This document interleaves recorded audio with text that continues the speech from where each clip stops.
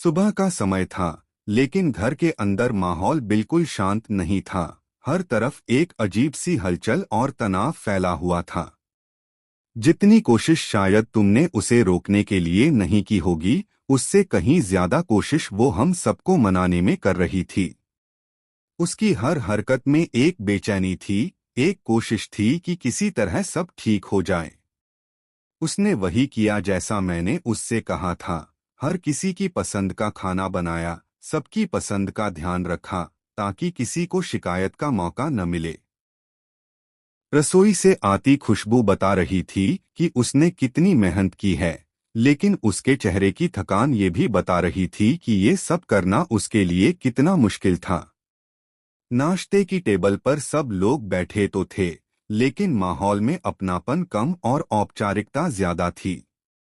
सबने चुपचाप खाना खाया, जैसे सिर्फ एक रस्म निभाई जा रही हो।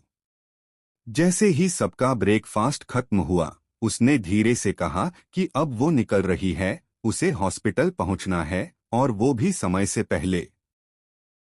उसकी आवाज में आत्मविश्वास तो था, लेकिन कहीं न कहीं एक डर भी छिपा हुआ था, मानो उसे पहले से अंदाजा हो कि उसके रास्ते में कुछ मुश्किलें आने वाली हैं। तभी पीछे से एक मासूम सी आवाज आई, मम्मा मम्मा।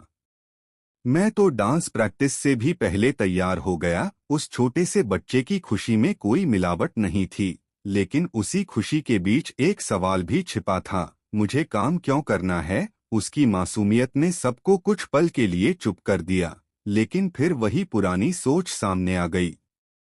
घर की बड़ी औरतों में से एक ने तुरंत टोका, ये क्या करवा रही हो तुम?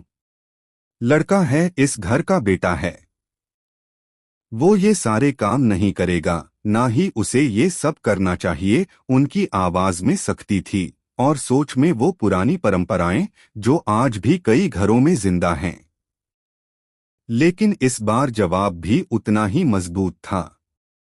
उसने बिना झिझके कहा, मैंने अभी हाल ही में पढ़ा था कि जितने भी सबसे कामयाब लोग होते हैं, चाहे वो किसी कंपनी के ओनर हो, सीईओ हो या साइंटिस्ट, लड़का हो या लड़की, वो अपने काम खुद करते हैं, खुद को संभालना जानते हैं।